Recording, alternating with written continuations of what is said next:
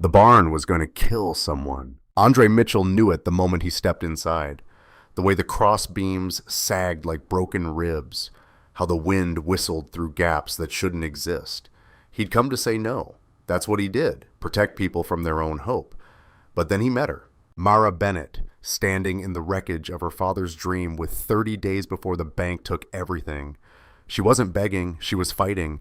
And Andre, a black single father who'd built walls around his heart as carefully as he built houses, felt something crack. Stay with me until the end. Hit that like button and comment what city you're watching from. I want to see how far this story travels. The truck's engine ticked as it cooled, a rhythm Andre Mitchell had heard 1,000 times before.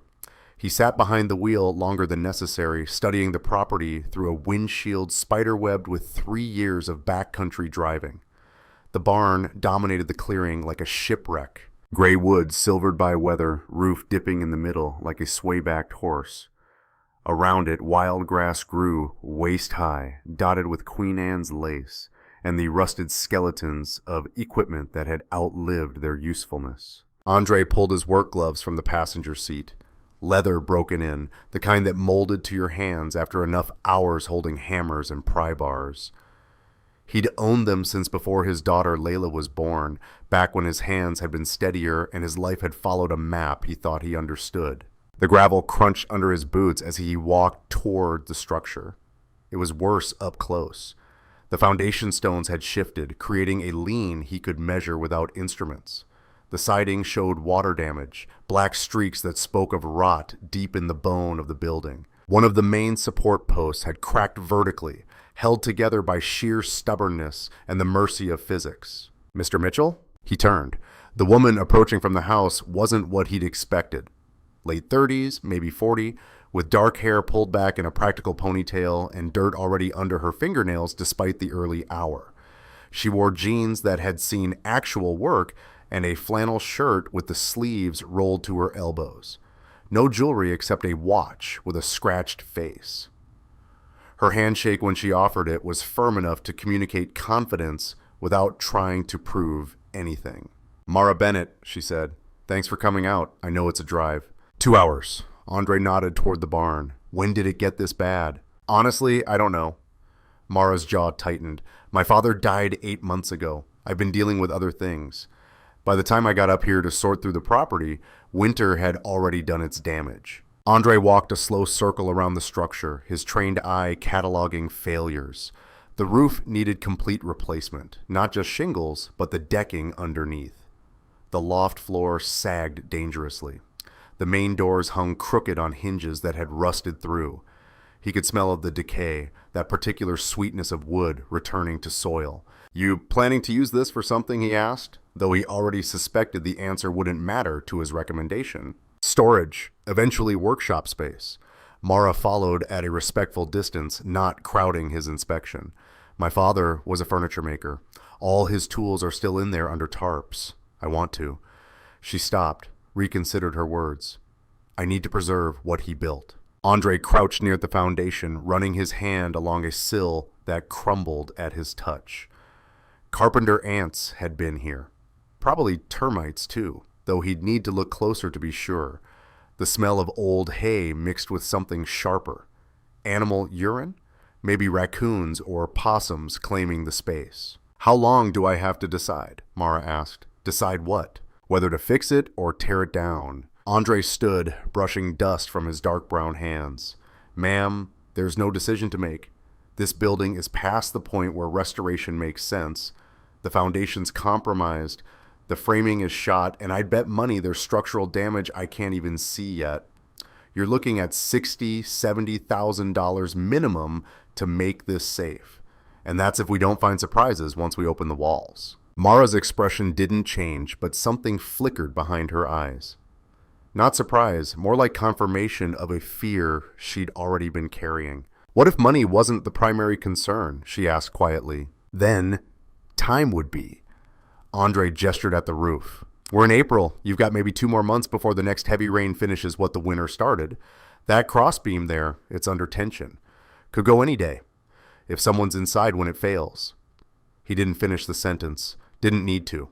30 days, Mara said. "I'm sorry? I have 30 days before the bank forecloses on the property. She met his eyes directly, and Andre saw no shame there, just exhausted determination. My father mortgaged this land to buy equipment for the business. When he got sick, the payments stopped. I've been trying to negotiate with them, but they want the land. Apparently, some developer's been sniffing around about building vacation cabins up here. Andre looked past her at the mountain vista stretching beyond the clearing. Prime location, he had to admit. Privacy, views, close enough to town for weekenders, but remote enough to feel like escape. The deed has a clause, Mara continued. If I can prove the property is being actively improved, that there's economic value beyond just the land, I can force a refinancing negotiation. But I need documentation, permits, inspections, the whole process in 30 days. Andre shook his head. Even if we could make the timeline, which I doubt, the inspection would fail. They'd condemn the structure. What if we do it right? Ma'am, Mara, Andre amended. Doing it right is exactly why it can't be done in 30 days. You're talking about foundation work, new framing, roof replacement, bringing everything up to current code. That's a 4-month job with a full crew. I work alone. Then teach me. The words hung in the morning air between them. A crow called from somewhere in the trees, and Andre heard the distant sound of water, creek or runoff. Hard to tell. You have construction experience? He asked, though he suspected the answer. I'm a project manager for a tech company in Denver. I know schedules, logistics, problem solving. Mara's chin lifted slightly. I can follow instructions. I'm not afraid of hard work, and I'm not asking you to lie on any inspections or cut corners. I'm asking you to help me try. Andre had heard variations of this conversation before. People who watched home renovation shows, and though sweat equity could overcome structural realities, people who confused determination with competence. He'd learned to recognize the difference between someone who wanted to save a building and someone who knew how. But there was something in the way Mara stood, feet planted, shoulders square despite obvious exhaustion, that reminded him of someone. It took him a moment to place it, and when he did, the recognition was uncomfortable. She reminded him of himself 3 years ago, standing in a different kind of wreckage. Let me show you something, Mara said. She walked toward the barn's main entrance, and after a moment, Andre followed. Inside, the damage looked worse. Daylight streamed through holes in the roof, creating shafts of dusty illumination that only emphasized the darkness elsewhere. The loft floor had partially collapsed, sending broken boards onto the main level below. But Mara navigated the space with confidence, stepping over debris until she reached a tarp-covered shape against the far wall. She pulled the canvas back to reveal a workbench, massive, handcrafted, the kind of furniture that took months to build. The joinery was immaculate, each dovetail perfect. The wood aged to a deep honey color that spoke of decades of use. Tools hung on a pegboard above it, organized with the precision of someone who knew exactly where everything belonged. My father built this when he was 23, Mara said softly, before he had a real shop, before he made his name. He told me once that this bench taught him everything he needed to know about patience and precision, that if you build this foundation right, everything else follows. Andre ran his hand along the bench's surface, smooth as glass, not a splinter anywhere. The vise still worked. The drawers still slid true despite the humidity and neglect. Quality like this didn't happen by accident. He left debt, Mara continued, but he also left this. And I know, her voice caught slightly, I know it's just a building. I know it makes more financial sense to walk away, let the bank have it, start over somewhere else. But this barn, it's the last thing he built with his own hands. He was going to retire here, spend his days making furniture just for the joy of it, and I wasn't here when he needed me. I was in Denver climbing corporate ladders and missing phone calls. She turned to face Andre directly. So, no, this isn't logical. And yes, it's probably impossible. But I'm asking anyway because I can't live with myself if I don't try. I'm asking you to help me build something worth saving. Andre looked up at the damaged roof, at the light streaming through gaps that would let in rain and snow and time itself. He thought about Layla waiting for him at his sister's house in town, about the 3 other jobs he'd turned down this month because they felt wrong, because the clients wanted cosmetic fixes over structural integrity, about the careful, limited life he'd constructed for himself after Tasha left. A life built on routine and control and never ever taking risks that involved other people's hope. I charge $80 an hour, he heard himself say. Materials are separate. I don't work Sundays. That's my daughter's day.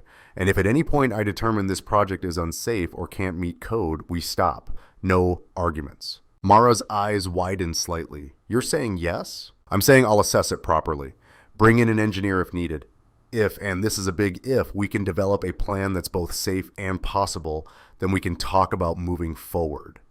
Andre pulled a small notebook from his pocket, the kind contractors carried for quick measurements. But you need to understand what you're committing to. 30 days means 12, 14-hour days every day, rain or shine. It means blisters and exhaustion and no guarantee of success. I understand. Do you? Andre met her gaze. Because most people think they do, right up until day 3, when their whole body hurts and they realize we're not even 10% finished. Mr. Mitchell. Andre? Andre. Mara almost smiled. I buried my father without saying goodbye. I cleaned out his apartment and sold his car and divided his tools among his apprentices. I've spent 8 months drowning in paperwork and debt and guilt. Blisters don't scare me. They stood in the damaged barn with morning light falling around them, and Andre felt the familiar weight of responsibility settling onto his shoulders. The weight he'd sworn not to carry for anyone except Layla. The weight that came from caring whether something succeeded or failed. I'll need access to the property deed, he said, his voice shifting into the practical tone he used to maintain distance. Original building plans if they exist, contact information for your bank officer, and we'll need to file for permits today if we want any chance of getting inspections scheduled in time. Mara nodded, already pulling out her phone to take notes. One more thing, Andre added. Why me? You could have called any contractor in the county. Some of them would have taken your money and done half the work I'm describing. I called 6 contractors, Mara said. 3 didn't return my calls. 2 came out, looked around for 5 minutes, and said it was hopeless. The 6th offered to knock it down for free and buy the timber. And the 7th? The 7th was you. Mara's expression was serious. Your website doesn't have testimonials or fancy photos. Just a sentence, built right or not at all. That's what I need. Someone who won't lie to me about what's possible. Andre felt something shift in his chest. A sensation he'd almost forgotten. The quiet satisfaction of being understood correctly. I'll be back tomorrow morning at 6, he said. Bring work gloves and boots with ankle support. We're going to start by tearing out everything that can't be saved. Everything? Most of it. Andre gestured around the barn. Sometimes you have to destroy something to discover what's worth keeping. The drive back to town gave Andre too much time to think. The mountain road unwound in switchbacks, and his truck knew the path well enough that his hands could move automatically while his mind wandered into territory he'd marked off limits. He thought about the workbench, about craftsmanship that outlasted the craftsman, about fathers and daughters and the things left unfinished between them. Layla was waiting on his sister's porch when he pulled up, still in her school uniform, despite it being Saturday. 7 years old and already learning to read his moods through the windshield. A black girl with tight curls pulled into a puff and eyes that missed nothing. Did you take the job? She asked as he climbed out. How do you know there was a job? You have your thinking face. You only get that when you're deciding about work. Layla fell into step beside him, her small hand finding his automatically. Also, Aunt Marie says you've been turning down jobs for 3 weeks, which means you're being picky again. Andre glanced at his sister, who stood in the doorway with her arms crossed and an I told you so expression. It's a barn restoration, he told Layla. Up in the mountains, 30-day deadline. That's impossible, Layla said matter-of-factly. Probably. Are you going to try anyway? Andre looked down at his daughter. This small person who'd learned too young to be resilient, who'd watched her mother leave and her father rebuild their life, one careful decision at a time, who trusted him, a black dad in a small mountain town, to make good choices even when those choices were hard. Yeah, he said, I think I am. Layla squeezed his hand. Then you'll figure it out. You always do. The confidence in her voice made Andre's throat tight. He wondered if that was burden or blessing, being someone's certainty in an uncertain world. That night, after Layla was asleep in a room with its carefully organized bookshelves and a nightlight shaped like a crescent moon, a framed photo of their little black family smiled from her dresser. Andre with his close-cut curls, Layla grinning gap-toothed between him and Aunt Marie. Andre sat at his drafting table in the garage workshop. He'd converted the space 3 years ago when working from home became necessary, and babysitters became a line item in a budget that couldn't afford many line items. He pulled out the photos he'd taken of Mara's barn, spreading them across the table's surface. With a mechanical pencil and straight edge, he began sketching. Not the barn as it was, but as it could be. Foundation reinforcement here, new support posts there. The roof would need complete replacement, which meant crane rental or hand-hauling materials up a ladder.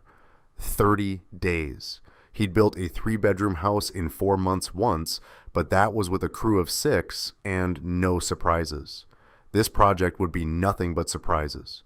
The kind revealed when you pulled back walls and discovered decades of amateur repairs and deferred maintenance. But as he drew, Andre felt something he hadn't experienced in months. Engagement. The particular focus that came from solving a puzzle that mattered. Not just another cookie-cutter renovation or insurance repair, but something that required him to think, to adapt, to remember why he'd learned this trade in the first place. His phone buzzed, a text from an unknown number. "This is Mara, found the original building plans. Also contacted county office. Permits can be filed Monday. Thank you for saying yes." Andre stared at the message for a long moment. Through the garage window, he could see the kitchen light still on. Layla's backpack hanging on its designated hook. The careful order of a life he'd built around preventing chaos. He typed back, 6 a.m., don't be late. Her response came immediately, "I won't." Andre set the phone down and returned to his sketches. Outside, the April night was cool and clear, full of the kind of silence that made it easy to think. He worked until past midnight, filling pages with calculations and load-bearing estimates and contingency plans. It was only later, lying in bed with exhaustion pulling at his edges, that he allowed himself to acknowledge the truth he'd been avoiding since the moment Mara pulled back that tarp. He wasn't taking this job because the barn deserved to be saved. He was taking it because he recognized the look in Mara Bennett's eyes. The look of someone trying to build something good from the wreckage of something broken. The look of someone fighting alone with too much at stake and not enough time. The look he saw in his own mirror every morning. Sunday belonged to Layla, always. They had breakfast at the diner on Main Street, the one with the red vinyl booths, and the waitress who'd known Layla since she was 4 and always brought her chocolate milk without being asked. Andre felt the familiar double take he sometimes got in these spaces. A black man with a little black girl in a mostly white small town, but it slid off him these days. He'd learned to let his work and his presence speak louder than anyone's assumptions. Then the farmer's market, where Layla picked out vegetables with the seriousness of someone half her age, comparing prices and checking for bruises. "We need carrots," she announced, holding up 2 bunches for comparison. "This one's cheaper but smaller. This one's bigger but costs more. Which is better value?" "Weigh them," Andre suggested. Layla borrowed the vendor's scale, measured carefully, did the math in her head. The expensive one, more carat per dollar. The vendor, Mrs. Chen, who sold organic produce from her family farm, smiled approvingly. "Smart girl." "She gets it from her mother," Andre said automatically, then wished he hadn't. But Layla just shrugged, unbothered. "Mom was good at math. Dad's good at building. I'm good at both." They spent the afternoon at the park where Layla had recently discovered the climbing wall and approached it with the same methodical determination she applied to everything else. Andre spotted her from below, close enough to catch but far enough to let her find her own path. "How high are you going?" he called up. "All the way." Layla's sneaker found a foothold, her small fingers gripping the textured holds. "That's the point of climbing, Dad. You don't stop halfway." Andre watched her ascend, steady and focused, and thought about barns and deadlines and the difference between impossible and merely difficult. That evening, after dinner and homework and the bedtime routine they'd perfected through repetition, Layla asked the question Andre had been expecting. "Is this job different from the other ones?" He sat on the edge of her bed the same way he had every night since Tasha left. "What makes you think it's different?" "You're nervous. You don't get nervous about normal jobs." "I'm not nervous." Layla gave him the look. The one that said she was 7 but not stupid. You reorganized your tools twice today. You only do that when you're worried about something. Andre sighed.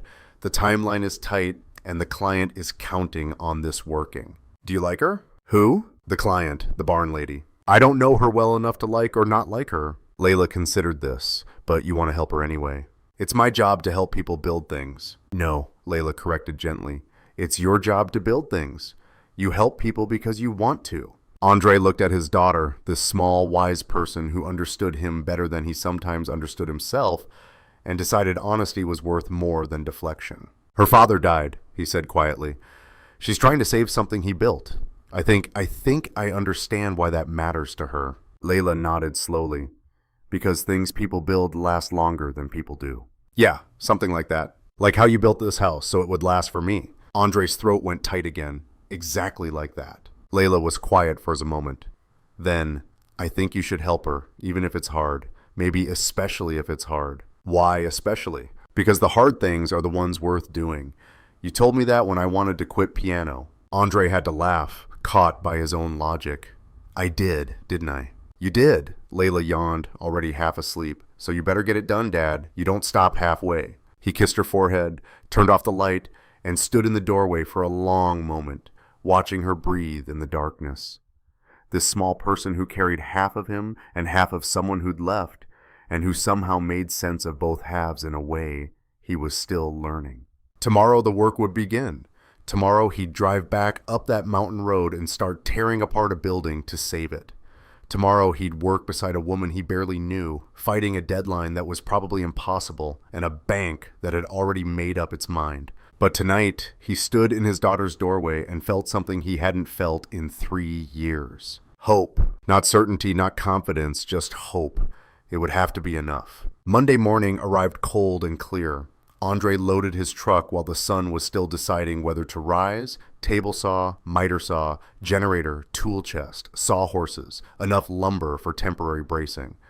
The truck sat lower on its suspension by the time he finished, and he made a mental note to account for the weight on the mountain roads. Layla emerged from the house in her pajamas, curls sleep-wild around her face. Too early for you to be up, Andre said. Wanted to see you off.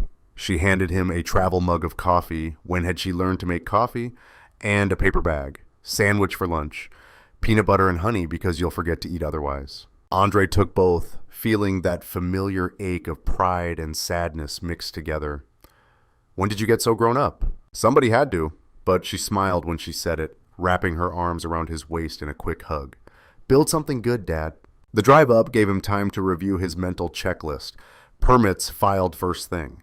Marie had agreed to handle the county office run while he worked. Structural assessment would take most of the day. Demo could start tomorrow if the bones were sound enough. 30 days minus 1, 29 left. Mara's truck was already in the driveway when he arrived, along with something Andre hadn't expected.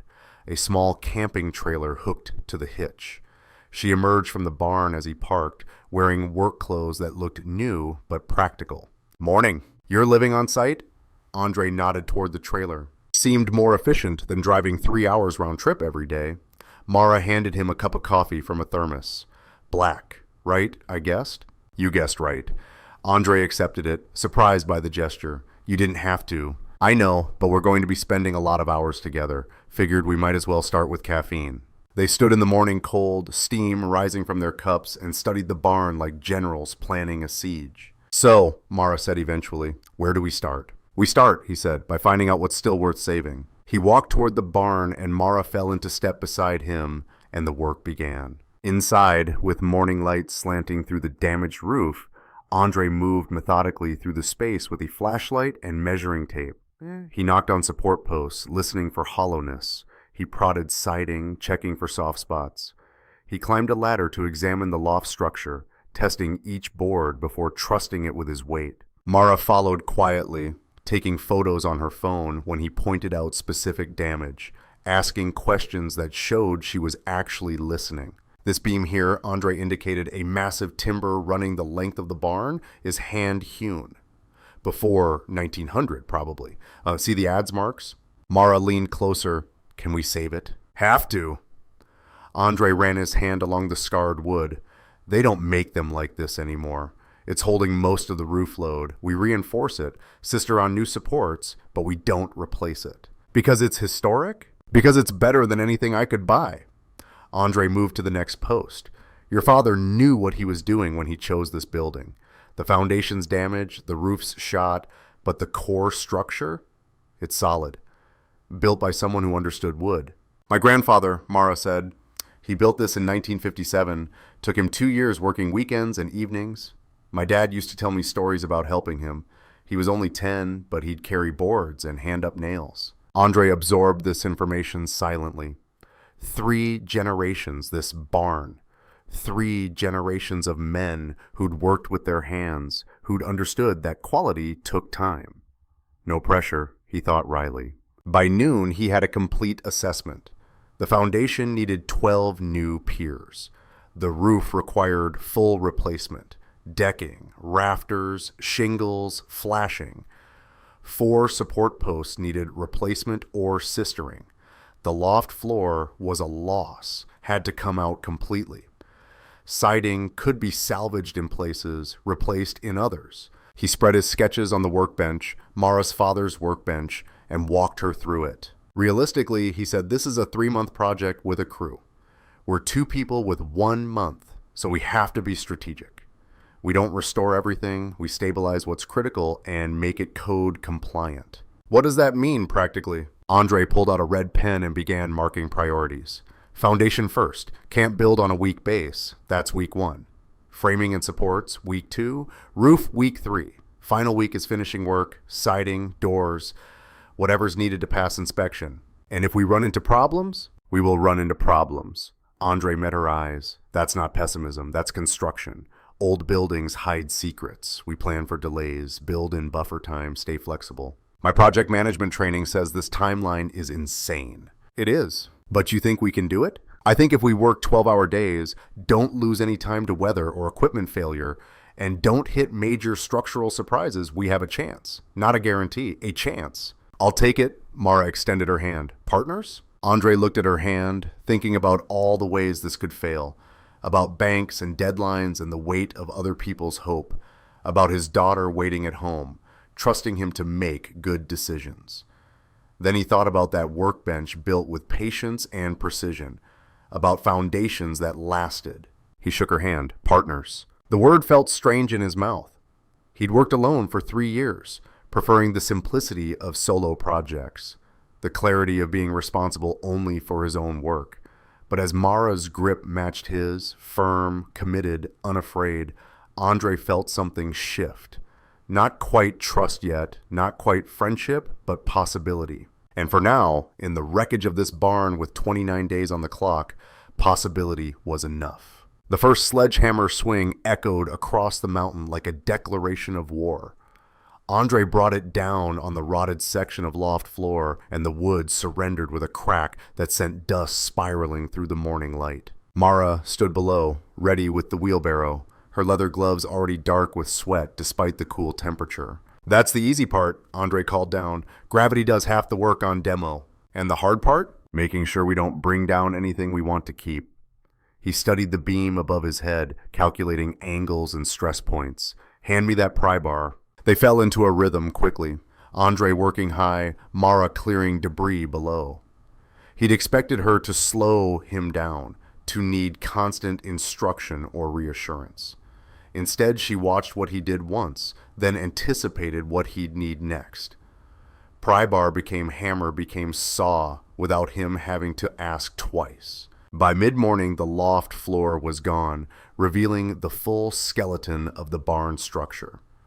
Andre climbed down, his shirt stuck to his back with exertion, and stood beside Mara to survey their progress. It looks worse, she observed. It is worse. We just removed everything hiding the real problems. Andre pointed to a junction where 2 beams met. See that gap? That's settling. And those cracks in the post? Water damage. Probably 20 years old. Your father knew these issues existed. He mentioned wanting to restore it every time I visited. Mara's voice carried an edge of regret.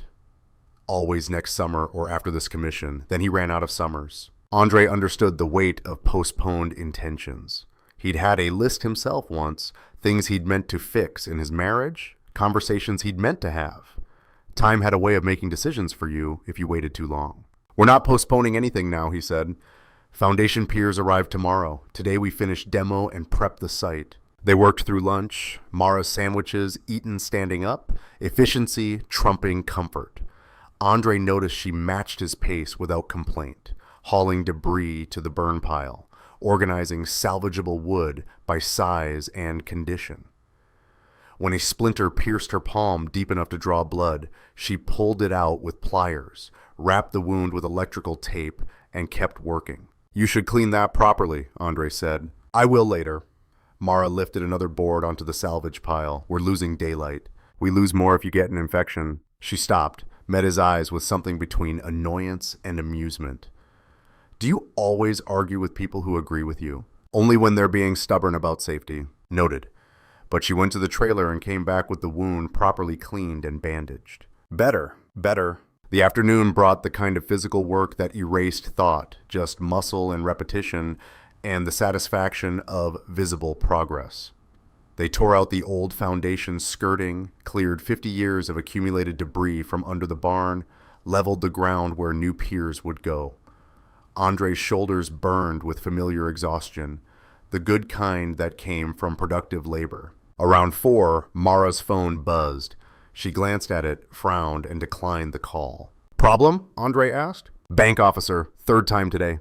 She pocketed the phone. They're getting nervous that I'm actually trying to save this place. What happens if you answer? They pressure me to accept their buyout offer. Tell me I'm being emotional and impractical. Try to make me feel stupid for fighting. Her jaw set in a way Andre was starting to recognize, determination wrapped around hurt. I spent 8 months being reasonable with them. Now I'm done talking. Andre understood that too. There was a point where words became obstacles, where action was the only language that mattered. He'd reached that point the night Tasha's lawyer called with the custody proposal. 50-50 split, as if Layla were a business asset to be divided cleanly down the middle. He'd stopped arguing and started documenting every school pickup, every packed lunch, every bedtime story. Built his case the same way he built houses, one measured piece at a time. They'll have to talk to you eventually, he said, when the inspection passes and their foreclosure case falls apart. You sound confident. I'm paid to be confident. Andre leveled another section of ground, checking his work with a spirit level, whether I feel it is different. Mara laughed, a real laugh, surprised out of her. That's the most honest thing anyone said to me in months. By the time they quit for the day, the barn looked like a crime scene. Debris everywhere, interior gutted, the structure stripped to its bones. But those bones stood straighter somehow, unburdened of rot and pretense. Andre walked the perimeter one last time, checking his measurements against the lengthening shadows. Tomorrow we pour foundation, he said. That means a 4 a.m. start. Concrete truck can't make it up this road after sunrise. Too narrow for safe passing. 4 a.m., Mara nodded, unfazed. I'll have coffee ready. Andre drove home with his windows down despite the cold, letting the mountain air strip away the day's dust and sweat. His mind was already running through tomorrow's sequence. Forms had to be set perfectly. Rebar tied correctly. Concrete poured and finished before it set up. No room for error on foundation work. Everything built on top depended on getting this right. Layla was at the kitchen table when he arrived, homework spread around her like evidence of serious study. She looked up, assessed his exhaustion with one glance, and announced, Aunt Marie left lasagna. I already set the table. When did you become the parent? When you became the one coming home tired. She closed her math book. How was day 1? Productive. Andre washed his hands at the sink, scrubbing concrete dust from under his nails. We cleared the loft, prepped for foundation work, made good progress. Is she nice? Who? The barn lady. Andre considered the question while he dried his hands. Nice seemed insufficient to describe Mara.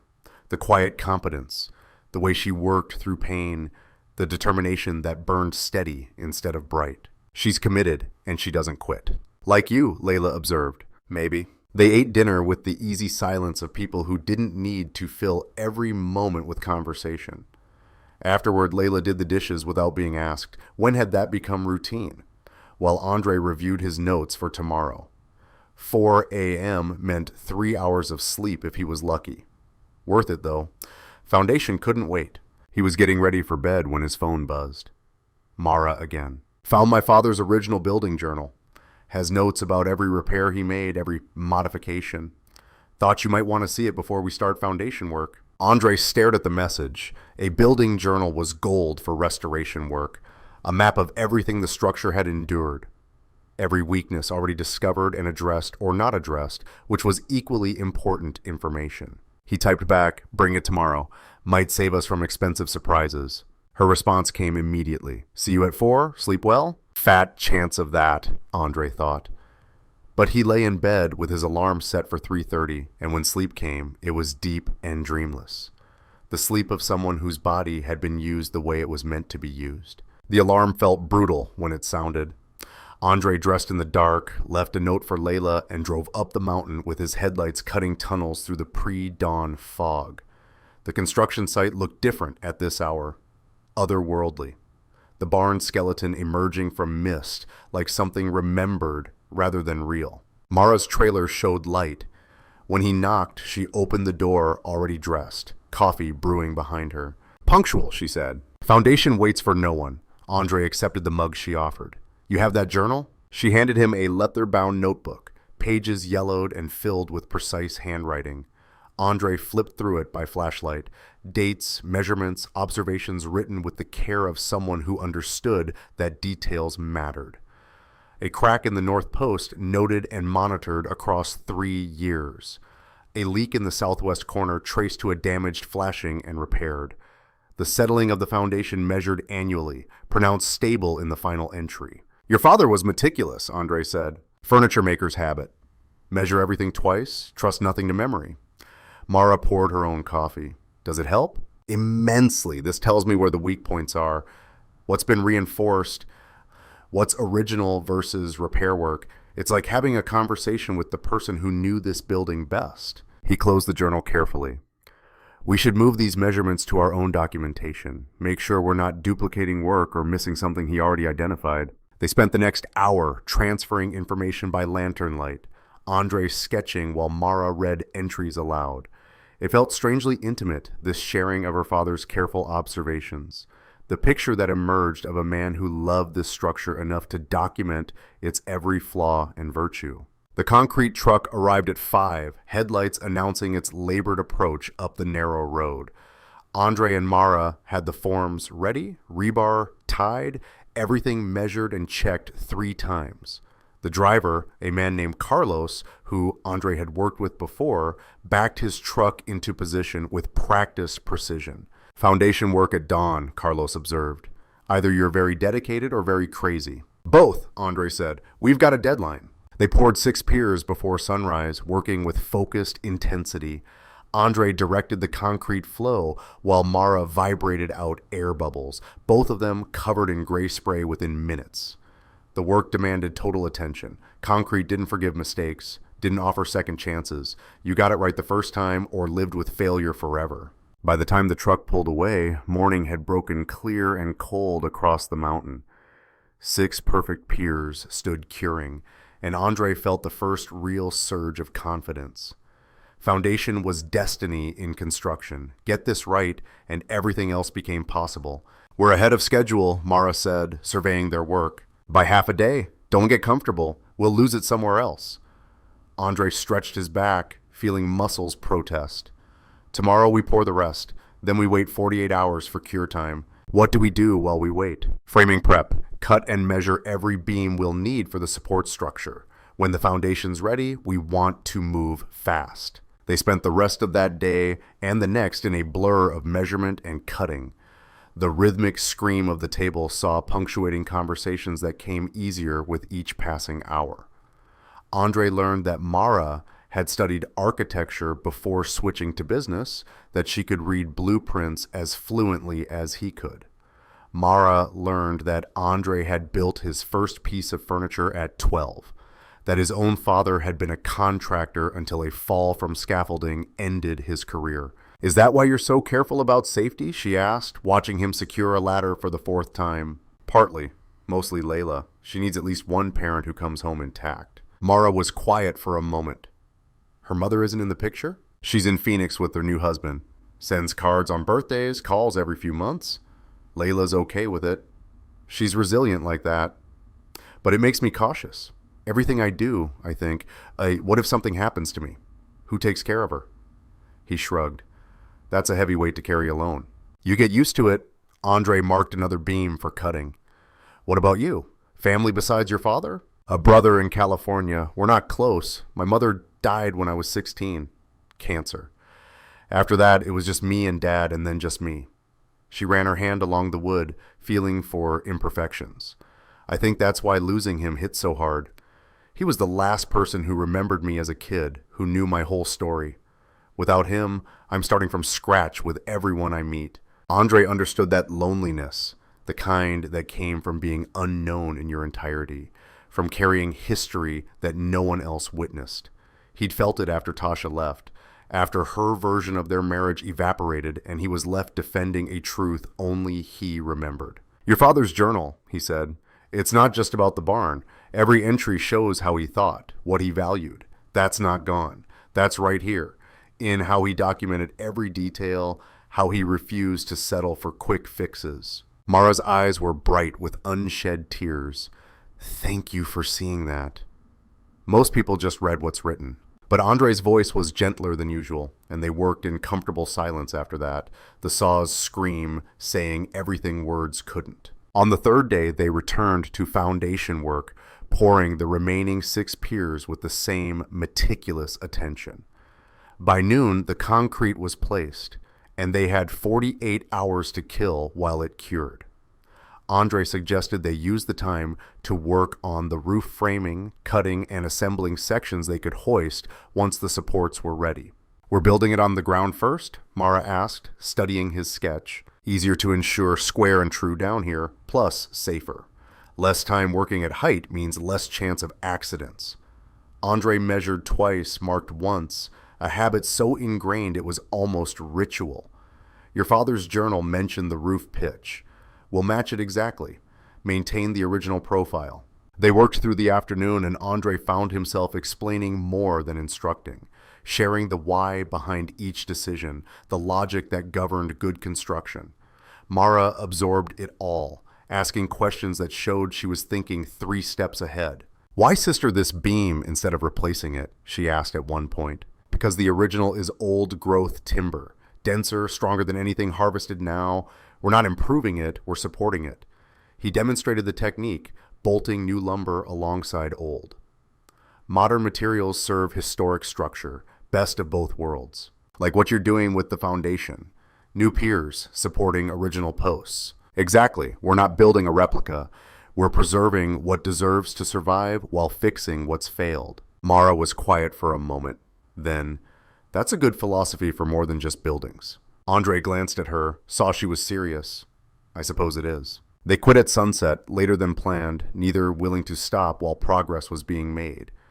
Andre's hands ached in the specific way that meant he'd grip tools for too many hours straight, but it was the satisfied ache of work well done. Day 5, Mara said, consulting her phone. 25 days left. We're on schedule. We're surviving. Andre loaded tools into his truck bed. Different thing than being on schedule, but yeah, so far we're where we need to be. What's the worst case scenario from here? Andre appreciated that she asked practical questions instead of seeking reassurance. Weather. If we get a week of rain, we lose too much time. Equipment failure. If the generator dies or I break a critical tool, we're stuck waiting for replacements. Or injury. Either of us gets hurt badly enough to need more than a day's rest, the timeline collapses. So we stay careful, watch the weather, maintain equipment, and hope we're lucky. Andre slammed the truck bed closed. I'll be here at 6 tomorrow. We can start framing assembly while the foundation finishes curing. He drove home with his mind already organizing the next day's work. But when he walked through his door, Layla was waiting with an expression he'd learned to recognize, the one that meant she had something important to say and was gathering courage to say it. What's wrong? He asked immediately. Nothing's wrong. I just want to talk about something. They sat at the kitchen table and Layla folded her hands with the seriousness of someone addressing a board meeting. "I think you should invite Mara to dinner," she announced. Andre blinked. "What?" "The barn lady. You should invite her to eat with us. She's living in a trailer with probably just a camp stove. And you said she works as hard as you do. She must be tired of her own cooking." "Layla, that's not really appropriate. She's a client. She's a person who's helping you build something. That's different than a client." Layla's logic was frustratingly sound. "And you like working with her. I can tell because you're not as grumpy when you come home." "I'm not grumpy. You're always a little grumpy when you work alone. But this week you've been, I don't know, less alone looking?" Andre stared at his 7-year-old daughter, wondering when she'd develop the ability to read him so accurately. Even if I wanted to invite her, which I'm not saying I do, it would be weird. We barely know each other. Then you get to know each other. That's how friendship works. Dad, we're not friends. We're business partners. Layla gave him that look again, the one that said she saw through every defense he constructed. "You don't talk about business partners the way you talk about her. You said she doesn't quit, and she's committed." "Those are compliments. They're observations." "They're compliments," Layla insisted, "and you never compliment anyone unless you respect them. So invite her to dinner. It's just being nice." Andre realized he was outmatched. His daughter had inherited her mother's debate skills and his own stubborn logic. Dangerous combination. "I'll think about it," he conceded. "That means yes in dad language." Layla grinned, triumphant. "I'll make my special pasta. It's impressive, but not too fancy." I said I'd think about it, but Layla was already planning the menu, and Andre knew the battle was lost. He went to bed that night, wondering how his carefully controlled life kept expanding beyond the boundaries he'd set. First the barn project, now dinner invitations. Next thing he knew, people would expect him to have actual conversations about things besides lumber grades and load calculations. The thought was more terrifying than any structural failure. Day 6 dawned with clouds threatening rain.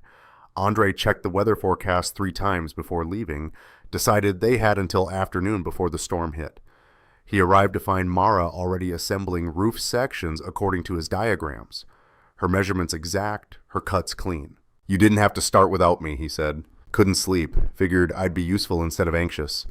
She held up a perfectly mitered joint. "How's this?" "Professional quality. You sure you haven't done this before?" "I told you. I watch and I learn." She set the piece aside, reached for the next board. "My father used to say, craftsmanship is just paying attention combined with giving a damn." They worked through the morning assembling roof sections, and Andre found himself falling into the kind of easy partnership he'd forgotten was possible. Mara anticipated his needs, maintained her own quality standards, asked for help when she needed it without embarrassment. By noon, they had 4 complete sections ready to hoist, and the foundation piers had cured enough to begin support installation. The rain came at 2, hard and sudden. They scrambled to cover materials and equipment, working in a downpour that soaked through clothes in seconds. By the time everything was secured, they were both drenched and laughing at the absurdity of it. "Welcome to mountain construction," Andre said, wringing water from his shirt. "Weather does what it wants." "How much time did we lose?" "Half a day, maybe. We can make it up tomorrow if this clears." He looked at the sky, reading clouds the way some people read books. "Should be done by evening. We'll get an early start. Push through." They retreated to her trailer to wait out the worst of it, and Andre found himself accepting the coffee she offered, sitting at her tiny table while rain drummed overhead.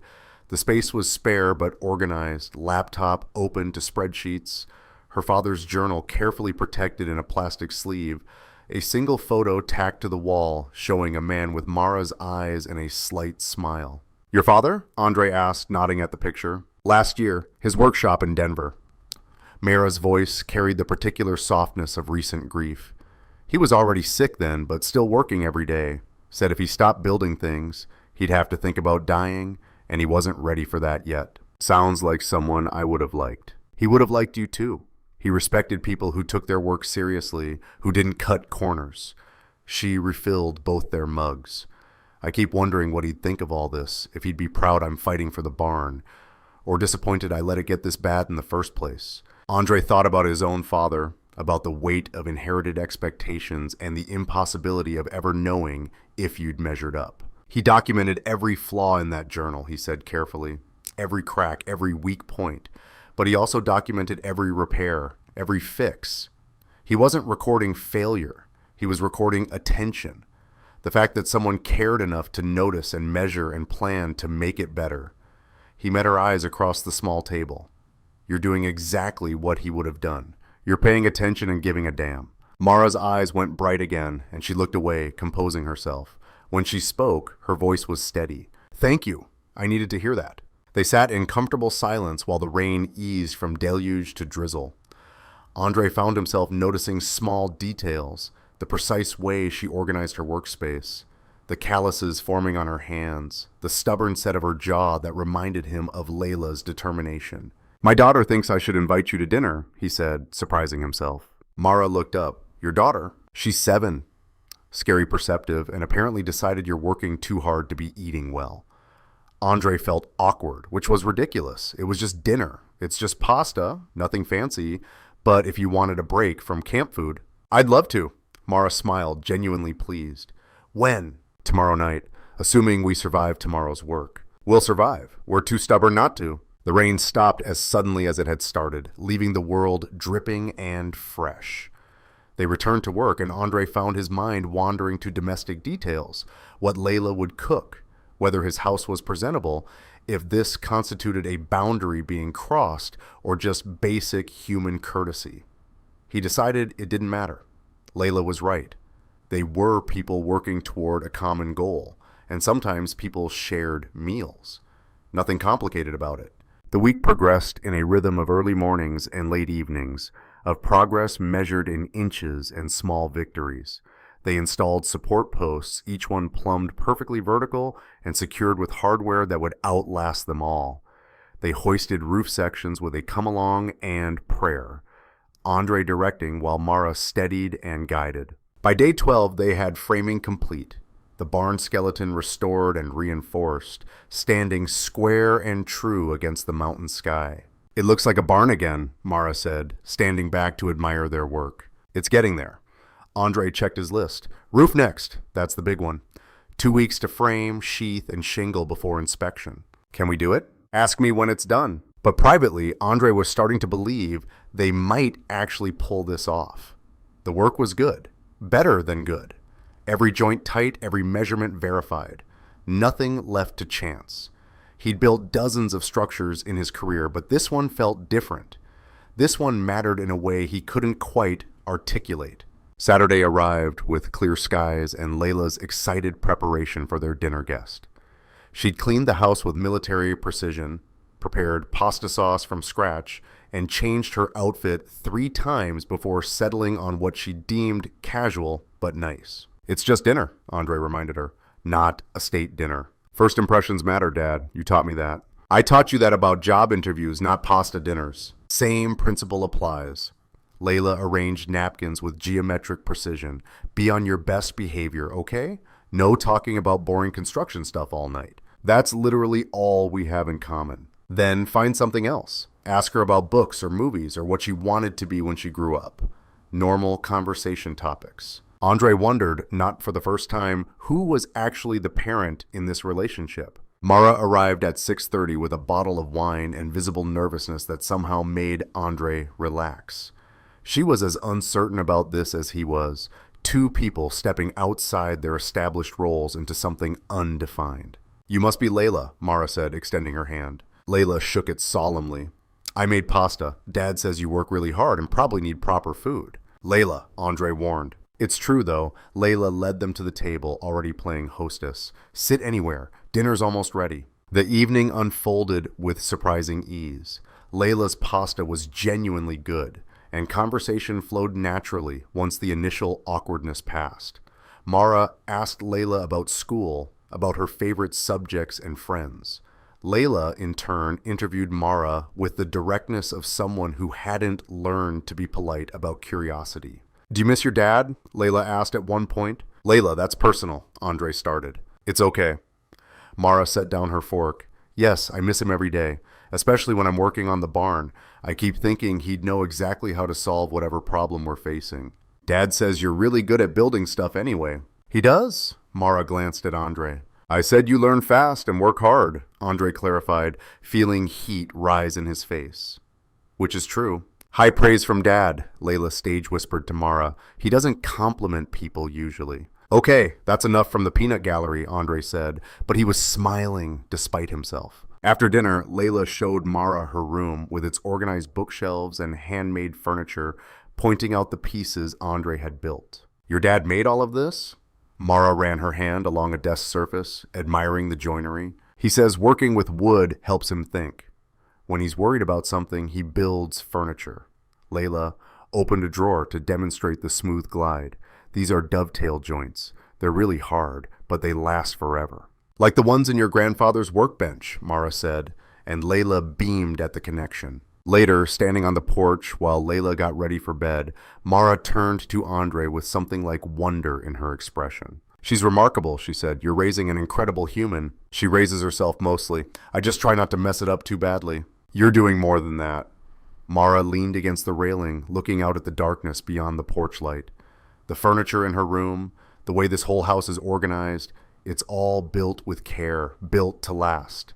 That's not accident, that's intention. Andre felt exposed by her observation, seen in a way he usually avoided.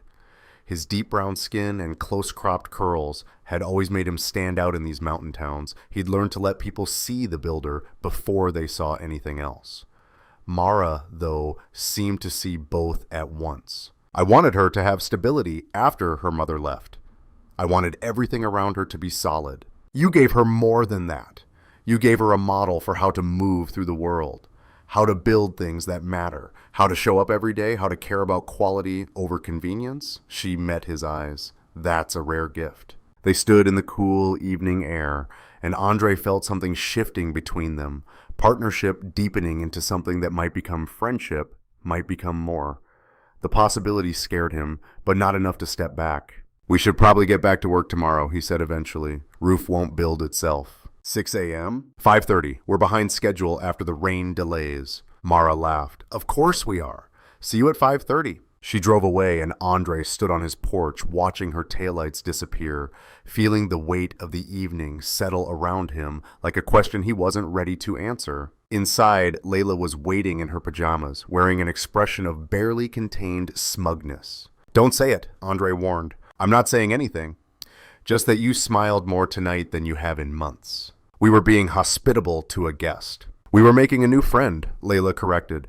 Which is a good thing, Dad. You're allowed to have friends. Andre kissed her forehead, turned off her light, and retreated to his workshop where the tools and wood didn't ask complicated questions or observe things he wasn't ready to examine. But as he stood at his bench, running through tomorrow's plans, he caught himself thinking about Mara's hands on his daughter's furniture, her appreciation for the care built into every joint, the way she'd seen what he'd been trying to do, build something lasting in a world that felt temporary.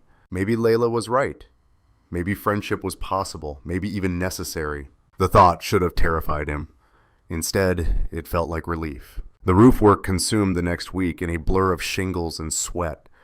Andre and Mara worked from dawn past dusk, their hands moving in practiced coordination, him nailing while she aligned, switching roles without discussion when fatigue demanded it. The weather held clear and cold, mountain air sharp enough to burn lungs during the climb up and down ladders that grew taller as the work progressed. On day 17, they were laying the final section of decking when Andre's phone rang. He ignored it the first time, focused on ensuring the plywood sat flush against the rafters. It rang again immediately, the insistence making him pause. You should answer that, Mara said, reading something in his expression. It was his sister, Andre. Layla's school called. She's in the nurse's office with a fever. They need someone to pick her up. His stomach dropped. How high? 102? Probably just a bug, but you know their policy. Andre looked at the roof, at the work still undone, at Mara watching him with concern already forming on her face. The inspection was scheduled for day 28. They had 11 days and at least 10 days of work remaining. Every hour mattered. I'm on my way, he said. Go, Mara told him before he could speak. I'll secure everything up here, make sure nothing blows off overnight. We need to finish the south slope. And we will, tomorrow. Your daughter needs you now. She was already gathering tools, her tone leaving no room for argument. Family comes first, Andre. The barn will still be here. He wanted to protest, to explain that falling behind now meant failing entirely, but Layla's fever pushed aside every other priority. He climbed down the ladder with his chest tight, hating the choice, but knowing there was no choice at all. Layla looked small in the nurse's office, glassy-eyed and flushed in a way that made Andre's protective instincts roar to life. He signed her out, carried her to the truck despite her weak protest that she could walk, and drove home with one hand on her forehead, checking for changes in temperature. "I'm sorry, Dad," she mumbled. "I know you needed to work today." "Hey, none of that. You don't apologize for being sick." He adjusted the air conditioning, trying to keep her comfortable. "We'll get you home, get some medicine in you, and you'll feel better soon." But she didn't feel better soon. The fever spiked to 103 that night, and Andre found himself doing what he'd done since she was an infant. Sitting beside her bed in the dark, cool washcloth on her forehead, monitoring every breath. His mind wanted to drift to the barn, to calculate the hours being lost, but his heart kept him anchored here where he belonged. Mara texted around 8. "How is she?" "Fever. Keeping watch tonight. I finished securing the roof. Everything's weatherproof if it rains. Don't worry about the timeline. Just take care of your girl." Andre stared at the message, feeling something crack in the careful walls he'd maintained. She understood, not just intellectually, but in the bone-deep way that came from having carried similar weight. Layla's fever broke around 3 a.m. He felt it happen, the heat fading from her skin, her breathing deepening into real sleep instead of fevered restlessness. Andre finally allowed himself to close his eyes, slumping in the chair beside her bed, too exhausted to make it to his own room. He woke to Layla's hand on his shoulder and daylight streaming through her window. "Dad, you look terrible," she said, her voice weak but clearer than last night. "Good morning to you too." He checked her forehead. "Cool. Thank everything. How do you feel?" "Weak. Hungry." "Did you sleep in that chair all night?" "Most of it." Andre stood, his back screaming protest. "Think you can handle some toast?" She nodded, and he helped her to the kitchen, settling her on the couch with blankets while he made breakfast. His phone showed 7 missed calls from a number he didn't recognize and 1 text from Mara. "County inspector showed up unannounced this morning. Call me when you can." Andre's blood went cold. Unannounced inspections were never good news. They meant someone was looking for reasons to shut down a project, not help it succeed. He called Mara while the toast was browning, his jaw already tight with anticipation of bad news. "What happened?" Guy named Gerald Hutchkins said he was doing routine compliance checks on new permit applications. Mara's voice carried an edge he hadn't heard before, anger wrapped around forced calm. He spent 2 hours going over everything with a fine-tooth comb, found violations that don't exist, cited codes that don't apply to historic structures, and strongly suggested I'd be better off accepting the bank's offer. "Did he put anything in writing?" "Not yet. Said he'd file his report early next week." She paused. Andre, he knew about the foreclosure, knew specific details I haven't made public. Someone talked to him. Andre felt the familiar burn of bureaucratic corruption, the kind that made honest work impossible. He'd seen it before. Inspectors on the take, officials pushing private agendas through public channels. For a black contractor, he'd also learned to recognize when extra scrutiny meant more than just someone doing their job. It made him furious in a cold, focused way. Did he cite specific violations? Foundation piers too close to the property line, which is garbage because we're 30 feet from the nearest boundary. Inadequate ventilation in the loft space, even though we haven't finished the loft yet. Improper storage of materials, which just means we have lumber stacked outside like every construction site ever. He's building a case to deny final inspection. Andre's mind was already running through options. None of them good. We need documentation, photos time-stamped to prove compliance, copies of the exact codes he's citing, evidence that we're following approved plans. I took photos of everything after he left, and I requested written clarification of every violation he mentioned. Mara's voice hardened. "I'm not rolling over for this, Andre. I've dealt with bullies in boardrooms. This is the same game with a different uniform." Andre felt something fierce and protective rise in his chest. She was right to fight, but fighting took time they didn't have. We need a strategy, not just for the build, but for the political game around it. Can you come up? I know Layla's sick, but I'll figure it out. Give me 2 hours. He called his sister, explained the situation, and got Layla settled at Marie's house with strict instructions to rest and take her medicine. Then he drove up the mountain with his jaw clenched and his mind sorting through every regulation he knew, every loophole that might save them. Mara met him at the barn with a laptop and 3-ring binders full of documentation. They spread it across the workbench, her father's workbench, and began building their defense like generals planning a campaign. The property line issue is easy to disprove, Andre said, pulling up the survey maps. We have GPS coordinates for every pier. They're all well within setback requirements. The ventilation complaint is premature since the space isn't finished. I can cite the section of code that says final ventilation is verified at final inspection, not during construction. Mara typed rapidly, adding notes to her spreadsheet.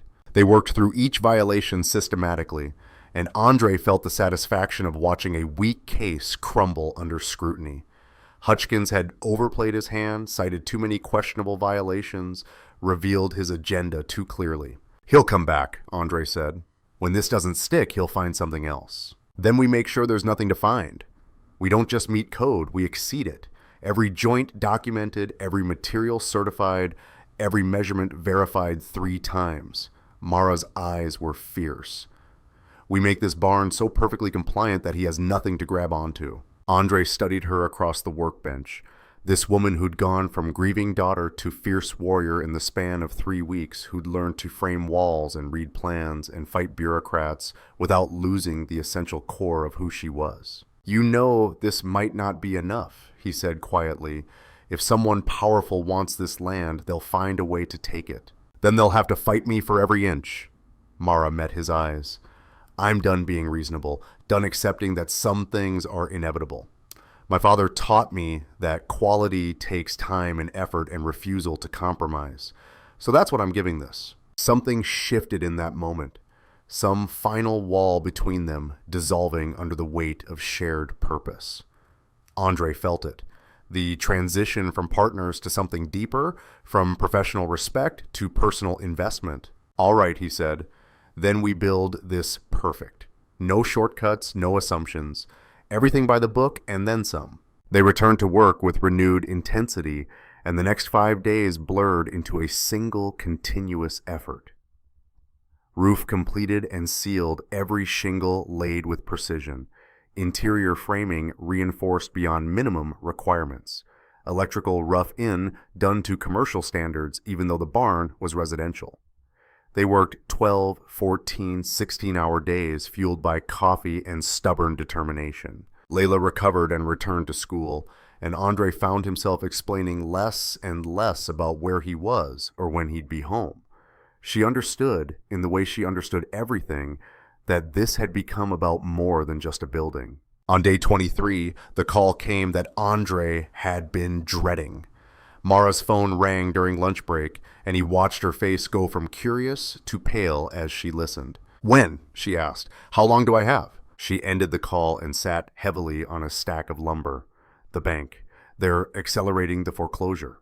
Hutchkins filed a preliminary report claiming the property improvements are substandard and unsafe. They're using it as justification to move up the timeline. How much time? 5 days. They're scheduling the seizure for day 28. Her voice was hollow with shock. The same day as our final inspection. Andre felt rage bubble up, hot and immediate. They're coordinating. Hutchkins is feeding information to whoever wants this land, probably getting paid for every roadblock he creates. What can we do? We can fight them in court, but that takes time we don't have. We can file complaints about Hutchkins, but those go through the same county office that employs him. Andre stood, pacing, his mind racing through scenarios. Or we can finish this barn so perfectly that even he can't fail it. Force their hand with work so good it can't be denied. 5 days, Andre. We have exterior siding, all the interior work, final electrical, plumbing connections. So we don't sleep. We work in shifts. I'll take nights. You take days. We overlap during peak hours. He was already calculating, already seeing the path. It's possible, barely, but possible. Mara stood, squaring her shoulders in the way he'd come to recognize as her preparing for battle. Tell me what needs to happen. They made a list. Not a hopeful list or an optimistic list, but a ruthless triage of absolute necessities. Some things could wait: cosmetic trim, interior paint, the loft floor reconstruction. Other things were non-negotiable for code compliance and had to be completed perfectly. Andre called in a favor from an electrician he'd worked with before, got him to commit to a day's work at premium rates. Mara contacted a plumber willing to rough in the connections they needed. Between the specialists and their own labor, they had a chance. A slim chance, but still a chance. That night, Andre worked until 2 a.m. under portable lights, installing siding in the cold dark. His hands moved automatically, muscle memory taking over when his brain grew too tired to think. Around midnight, Mara emerged from her trailer with fresh coffee and silent company, working beside him even though she'd been up since 4 a.m. "You should be sleeping," he said. "So should you. I'm used to running on fumes, single-parent training. I'm used to corporates' death marches, tech startup training." She aligned the next board while he nailed. "We're both stubborn idiots, apparently." Andre laughed, surprising himself. Apparently. They worked in comfortable silence, the rhythm of the work soothing despite the exhaustion. Around 1, Mara spoke again, her voice quiet. "Thank you for not giving up on this. I don't give up on things I start. It's more than that." She held the next board steady. "You could have walked away a dozen times, said it was impossible, too risky, not worth the fight. You didn't." Andre considered his response carefully. "I spent 3 years building walls around my life, safe walls, predictable walls, and I convinced myself that was enough. That safety and routine were the same as living." He drove another nail home. "But working on this barn, working with you, I remembered what it feels like to build something that matters, something worth fighting for." Mara was quiet for a long moment. When she spoke, her voice was rough with emotion. "I'm glad you're here. I couldn't do this alone." "You could," Andre said honestly. "You're stronger than you think." "Maybe, but I'm glad I don't have to find out." They finished the south wall as the stars wheeled overhead, and Andre felt something settle in his chest, a sense of rightness that had nothing to do with square corners or level walls. This was what he'd been missing. Not just the work, but the partnership, the shared struggle towards something bigger than either of them alone. Day 24 brought the electrician, a gruff man named Martinez, who took one look at the timeline and whistled low. "You're serious about this deadline?" "Dead serious," Andre confirmed. "All right then, let's see what we're working with." Martinez moved through the barn with professional efficiency, running wire and installing boxes with the quick competence of someone who'd done this 1,000 times.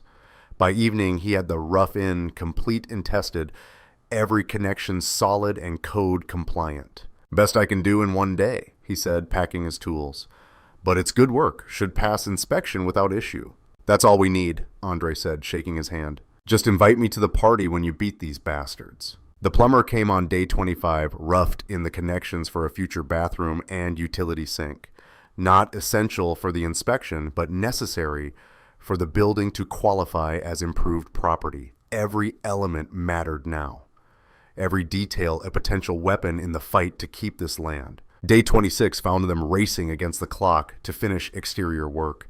Siding, trim, gutters, downspouts, all the elements that protected the structure and proved it was weather-tight. Mara worked with bleeding hands, her gloves worn through in places, but she never slowed, never complained. Around noon, a car pulled up the driveway. Not a truck or work vehicle, but a sedan, expensive, out of place on the rural mountain road. Andre watched it approach with growing tension. His protective instincts fired.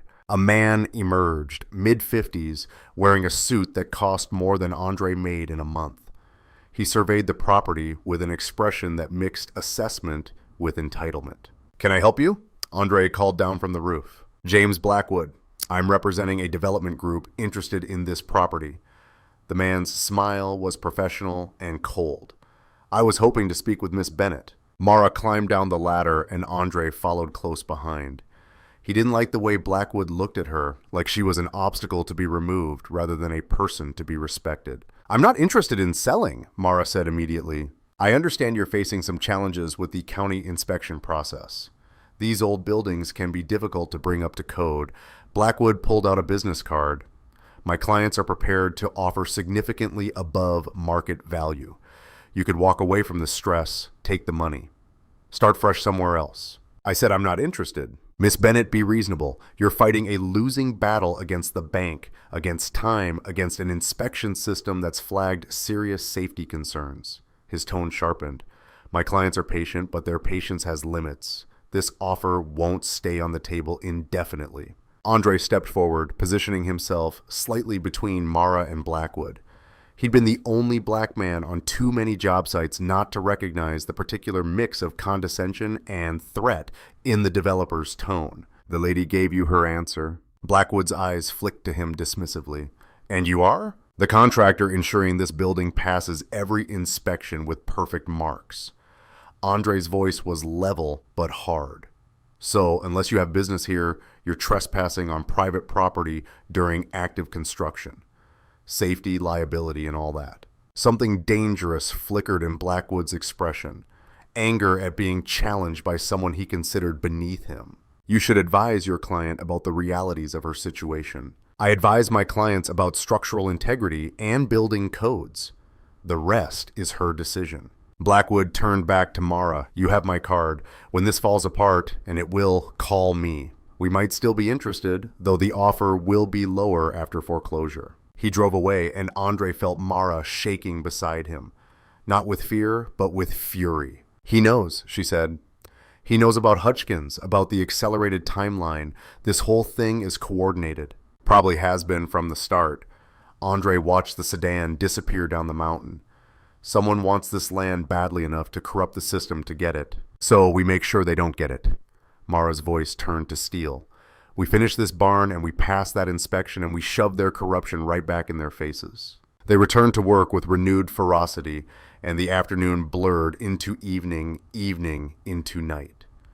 Somewhere around 10 p.m., Andre's phone rang. Layla, calling from Marie's house. Dad, when are you coming home? The question hit him like a physical blow.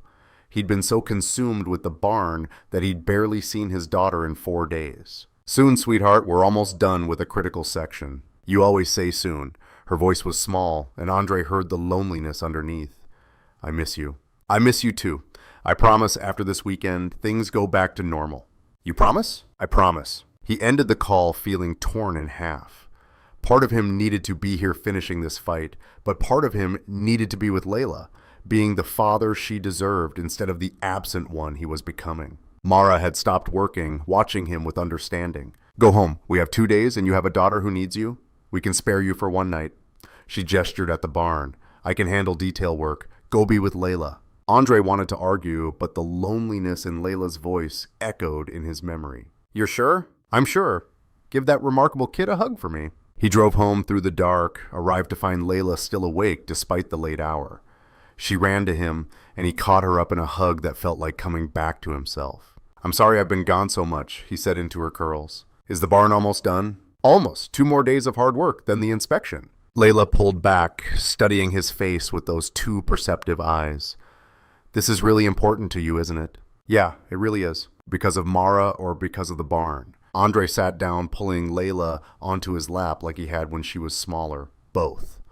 The barn is a good project, the kind of work I became a builder to do.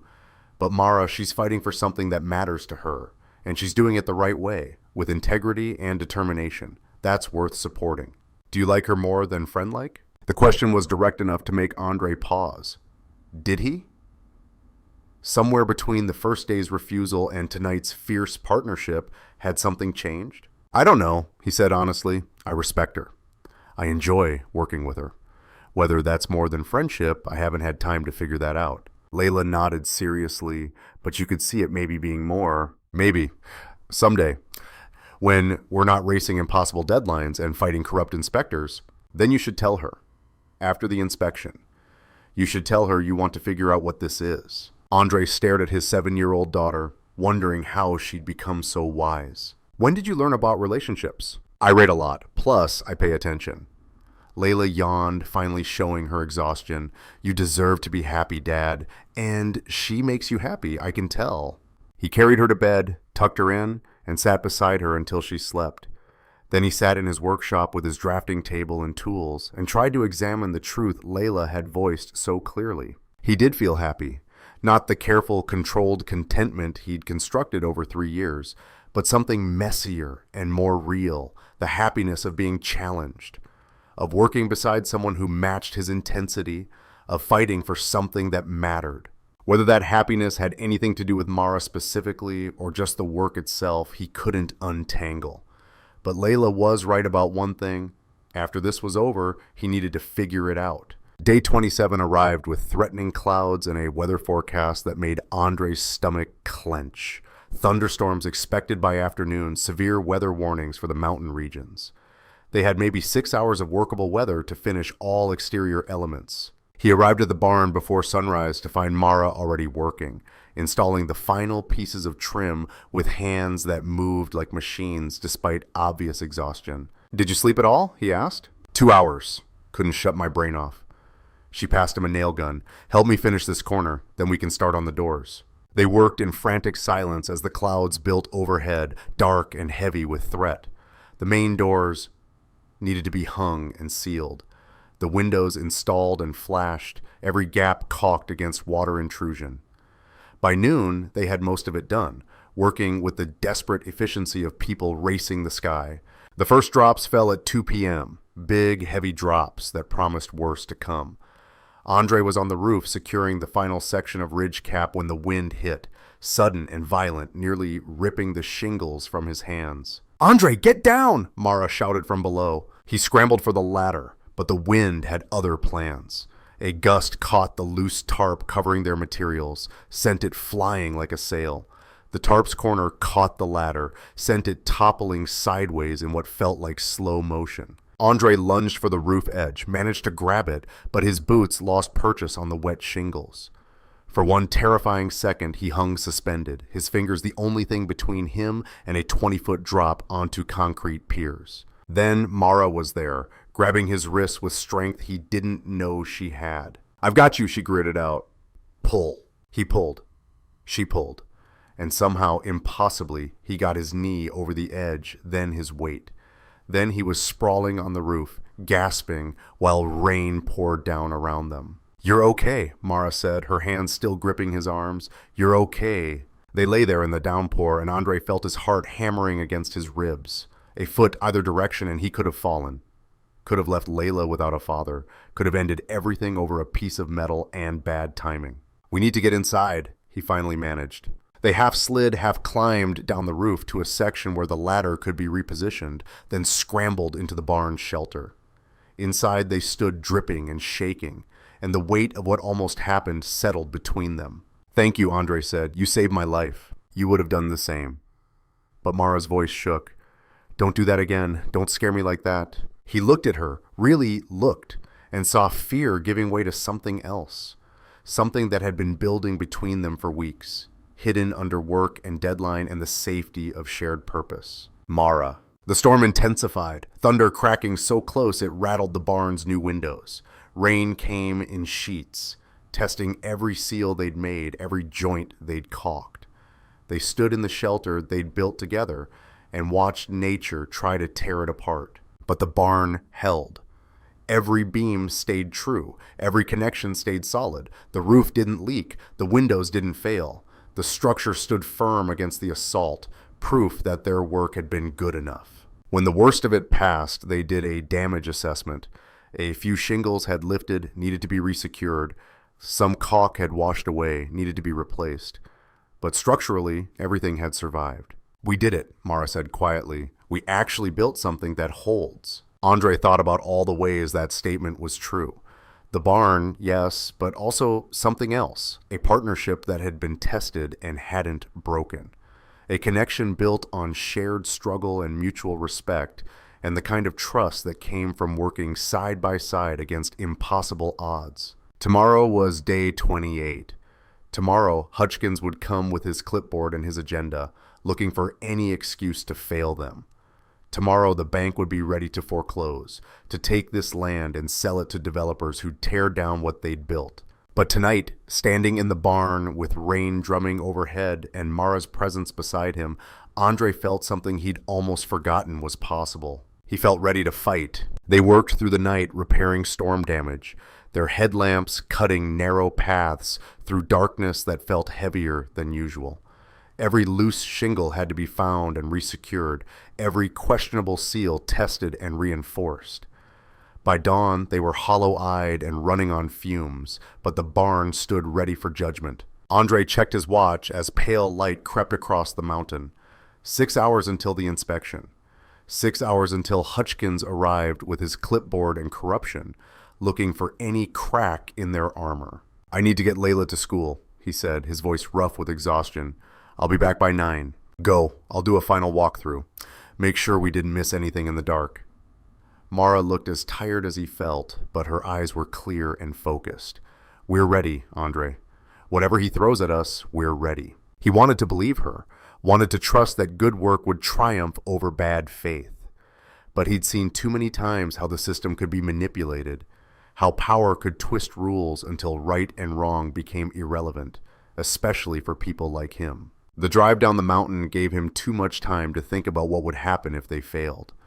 If Hutchkins found some technicality or invented some violation they couldn't defend against, Mara would lose the land, lose her father's legacy, lose the battle she'd fought with such fierce determination, and he would have failed her, failed to build something strong enough to withstand the assault. Layla was waiting on the porch when he pulled up, already dressed and ready, her backpack organized with the precision she'd learned from watching him. "Big day," she said, climbing into the truck. "The biggest. Are you scared?" Andre considered lying, offering her the confidence she deserved from her father. But Layla had always been able to read through his defenses, and honesty felt more respectful. "Yeah, I'm scared we did everything right, and it still won't matter." Layla reached across the console and squeezed his hand. "But you did everything right. That has to count for something. In a fair world, it would. Then make it count anyway. You always tell me that the hard thing and the right thing are usually the same thing. This is both." He looked at his daughter, 7 years old, and already understanding truths that took most people decades to learn. "When did you get so smart?" "I have a good teacher." She smiled, and some of his tension eased. "You got this, Dad. I know you do." He dropped her at school with a hug that lasted longer than usual, then drove back up the mountain with his jaw set and his mind clear. Layla was right. They'd done the work correctly. They'd built something worth defending. Now they just had to make the system acknowledge it. Mara met him at the barn with fresh coffee and a folder thick with documentation. Every permit, every material receipt, every photo showing code compliance. She'd organized it all with the same meticulous attention she brought to everything else. "I called an attorney," she said. "Friend from Denver who specializes in property law. She's on standby in case Hutchkins tries anything blatantly illegal." "You think he will?" "I think he's being paid to find problems, and people don't like admitting they wasted someone's money." Mara handed him the coffee. "But we make him work for it. We challenge every citation, demand written justification for every complaint. We don't make it easy." They spent the next 2 hours doing a final inspection of their own, walking through every room with the codebook open, verifying that every element met or exceeded requirements. The foundation was solid, reinforced beyond minimum standards. The framing was square and true, every joint properly connected. The roof was sealed and vented. The electrical was tested and certified. The plumbing was roughed in correctly. It was good work, better than good. It was the kind of work that would last decades, that would protect and serve and stand against whatever time and weather threw at it. At 11 o'clock exactly, Hutchkins arrived. He emerged from his county vehicle wearing an expression that suggested he'd already made up his mind, clipboard in hand like a weapon. A younger man followed him, an assistant or witness. Andre couldn't tell which. "Miss Bennett." "Mr. Mitchell." Hutchkins barely glanced at them. "Let's get started. I have other inspections this afternoon." He moved through the barn with the focused intensity of someone hunting for prey. Every connection was scrutinized, every measurement questioned. He pulled out a laser level to check the foundation, spent 15 minutes examining the electrical panel, climbed into the loft space to inspect framing joints. Andre and Mara followed in silence, taking notes when Hutchkins pointed out concerns, photographing each area he examined. The assistant recorded everything on a tablet, his stylus moving constantly. "This joist hanger," Hutchkins said, pointing to a connection in the roof framing. "It's not properly nailed. I count 3 nails instead of the required 4. Andre moved closer, examined the hanger carefully. "That's a hurricane clip, not a standard joist hanger. Code requires 3 nails for that model. Here's the manufacturer's spec." He pulled out the documentation, showed Hutchkins the technical drawing. Hutchkins frowned, made a note, moved on. "The stairway to the loft lacks proper railing." "The loft isn't finished living space," Mara countered. "Per code, section 312.4, storage spaces accessed by ladder or ship stair don't require guardrails until they're converted to occupied space. We have plans to add railing when we complete that phase, but it's not required for this inspection." Another note, another dissatisfied expression. Hutchkins was finding that every criticism had an answer. Every question had been anticipated. They moved outside, and Hutchkins examined the foundation piers with particular attention.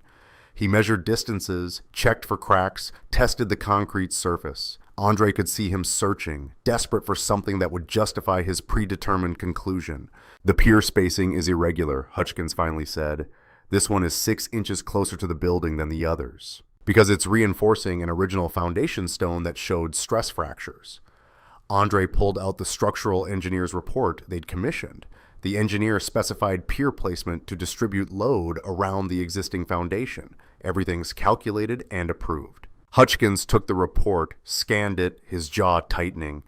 The assistant kept recording, and Andre wondered if the young man was seeing the same thing they were, an inspector trying to manufacture violations where none existed. The inspection stretched into the afternoon. Every system was tested, every detail examined.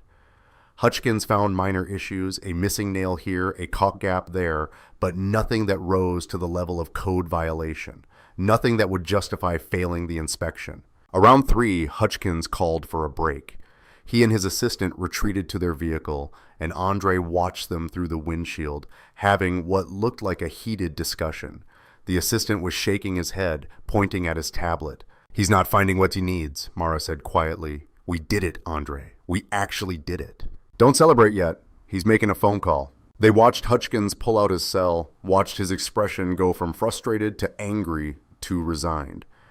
The call lasted 5 minutes, and when he emerged from the vehicle, something had changed in his demeanor.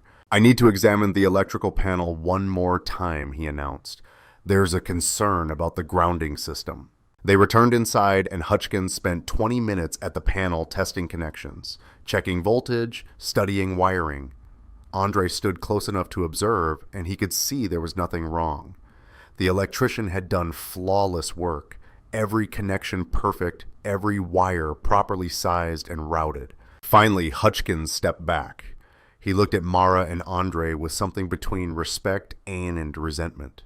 "The structure meets current building codes," he said, the words clearly costing him. "I'm approving occupancy for use as workshop and storage space. You'll need a separate permit and inspection if you convert the loft to living quarters." Mara's hand found Andre's, squeezed hard. "Thank you," she managed. "Don't thank me. Thank your contractor. This is excellent work." Hutchkins signed the inspection form, handed Mara a copy. "You should know that my office received several complaints about this project. Anonymous complaints citing safety concerns and code violations. Based on my inspection, those complaints were unfounded." "Who filed them?" Andre asked, though he already knew. "Anonymous means anonymous, Mr. Mitchell. But I'll be noting in my report that the concerns were investigated and found to be without merit." Hutchkins glanced at his assistant, who nodded slightly. "Sometimes people use the system to advance private agendas. When I find evidence of that, I document it." He walked to his vehicle, and the assistant lingered for a moment. "Nice work," the young man said quietly. "I've been doing inspections for 2 years, and I've never seen better craftsmanship." Whatever pressure he was under, he couldn't deny quality like this. Then he was gone, leaving Andre and Mara standing in the barn they'd saved, holding a piece of paper that changed everything. Mara's phone rang almost immediately. The bank officer, his voice cold and clipped. Miss Bennett, I understand you received occupancy approval. That's correct. The improvements are complete and code compliant per the deed clause. I'm formally requesting refinancing negotiation. There was a long pause. My legal team will need to review the inspection report. Of course, I'll have my attorney forward all documentation. Mara's voice was steady, but Andre could see her hands shaking. I'm sure we can reach an agreement that satisfies all parties. The call ended, and for a long moment, neither of them moved. Then Mara turned to Andre, and the emotions she'd been holding back finally broke through. We did it, she whispered. We actually did it. He caught her as she swayed, exhaustion and relief hitting simultaneously. They stood in the center of the barn, surrounded by work they'd built together. And Andre felt something fundamental shift in his understanding of what was possible. They'd fought the system and won, not through connections or money or compromise, but through sheer quality of work and refusal to accept defeat. Your father would be proud, Andre said. Mara pulled back, her eyes bright with tears. So would yours. They spent the next hour documenting everything. Photos of the signed inspection form, copies of all paperwork, timestamps proving completion before the foreclosure deadline. Mara's attorney called with congratulations and a strategy for the bank negotiation. The pressure was off. The worst was behind them. Around 5, Andre realized he needed to pick up Layla. Needed to bring his daughter home and sleep for about 12 hours straight. I should go, he said reluctantly. I know. Mara walked him to his truck, and the evening light caught her face in a way that made Andre's breath catch. Thank you doesn't cover it. What you did, what you gave to this project. We did it together. I couldn't have finished without you. Maybe. But you could have walked away a dozen times. You didn't. She reached up, touched his face gently. You stayed and you fought, and you built something that will outlast both of us. That means everything. Andre covered her hand with his, feeling the calluses they'd earned together. So, what happens now? Now I negotiate with the bank, get the refinancing terms locked down, start phase 2 of the restoration, the loft, the workshop space, all of the finishing work we didn't have time for. She smiled. And I was hoping you might be interested in that work, if you're not too tired of this place. I don't think I could get tired of it. The truth of that settled around him. But I need to check with my business partner first. She has strong opinions about my schedule. Mara laughed. Smart woman. Tell Layla I said hello. He drove down the mountain with the windows open despite the cold, letting the wind strip away exhaustion and fear and all the weight he'd carried for 28 days. The barn was saved. Mara's legacy was protected. They'd built something that would stand. Layla was waiting on his sister's porch, and she took one look at his face and knew. You won, she said. We won. She ran to him and he caught her up, spinning her around the way he had when she was smaller. Marie stood in the doorway, smiling. And for the first time in 3 years, Andre felt like his life was expanding instead of contracting. That night, after Layla was asleep and the house was quiet, Andre sat in his workshop with the inspection approval form and Mara's father's journal. He read through the entries again, seeing the progression of a man who'd loved a building enough to document its every flaw and virtue. On the last page, dated 3 months before the old man's death, was a single sentence. A building is never finished, only maintained. The real work is caring enough to keep going. Andre understood that now. The barn would need ongoing attention, ongoing care. So would whatever was growing between him and Mara. So would his relationship with Layla, his work, his life. Nothing was ever truly finished. The work was in showing up day after day and choosing to keep building. His phone buzzed, a text from Mara. Thank you for everything, for believing this was possible when I wasn't sure I did. He typed back, same to you. Get some sleep. Tomorrow we start the next phase. Tomorrow, I like the sound of that. Andre set down his phone and looked around his workshop, the tools he'd collected over years of work. The furniture he'd built for his daughter, the careful order he'd imposed on chaos. It was good work, solid work, but it was also lonely work. Maybe it was time to build something new. Not just structures of wood and steel, but connections that mattered. Partnerships that lasted, the kind of foundation that could support whatever came next. The next morning arrived with clear skies and the particular light that comes after storms have passed. Andre woke feeling more rested than he had in weeks. He found Layla already dressed and making pancakes with the focused determination she brought to everything. "Celebration breakfast," she announced. "You saved the barn, which means Mara gets to keep her dad's stuff, which means you're a hero." "I'm not a hero. I'm just a contractor who did his job." "So you're a hero who did his job," Layla corrected, flipping a pancake with surprising skill. "And heroes deserve pancakes." They ate together in comfortable silence, and Andre felt the satisfaction of being exactly where he needed to be, home with his daughter, well-rested and well-fed, with work ahead that mattered. Around 9, his phone rang, an unknown number, and Andre answered cautiously. "Mr. Mitchell, this is James Blackwood. We spoke at the construction site." Andre's jaw tightened. "I remember. I wanted to congratulate you on completing the barn restoration. Impressive work, especially given the timeline." Blackwood's voice was smooth, professional. "My clients are disappointed, of course, but they respect quality craftsmanship. Is there a point to this call? Just extending professional courtesy and perhaps planting a seed for future consideration." Blackwood paused. "Property development is ongoing in this region. We're always looking for contractors who deliver quality work on schedule. Someone with your skills could name their price. I'm not interested in working for people who corrupt inspection processes." "I have no idea what you're referring to, but the offer stands should circumstances change." Blackwood ended the call, leaving Andre staring at his phone with distaste. He called Mara immediately, told her about the conversation. "Trying to recruit you?" She sounded more amused than concerned. "I suppose that makes sense. If they can't beat us, they try to buy us." "I'm not for sale." "I know." There was a shift in her tone. "That's one of the things I—" She stopped, corrected herself. "One of the things I value about working with you." The almost confession hung between them, and Andre felt his pulse quicken. But before he could respond, Mara continued in a more businesslike voice. "The bank wants to meet tomorrow. Their lawyers have reviewed the inspection approval, and they're ready to discuss terms. My attorney thinks we're in a strong position." "That's good news." "It's excellent news. And after it's settled, I was hoping we could talk about phase 2 of the barn, but also about other things." "Other things sounds good," Andre said, his mouth suddenly dry. "Tomorrow then, after the bank meeting, I'll call you." He spent the rest of the day catching up on neglected tasks, invoices that needed sending, equipment that needed maintenance, the ordinary business of being a contractor. But his mind kept drifting to tomorrow, to whatever conversation was waiting on the other side of Mara's bank meeting. Layla noticed his distraction at dinner. "You're thinking about her again," she observed. "I'm thinking about a lot of things," he said. "But mostly her." Layla grinned. "It's okay, Dad. I told you it was okay. We're just working partners, Layla, for now. But you like her, and she likes you."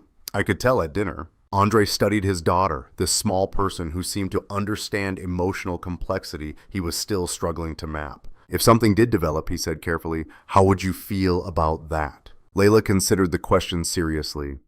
"I'd feel happy that you weren't lonely anymore. And I'd feel good that you picked someone who works as hard as you do and cares about doing things right." She reached across the table, patted his hand.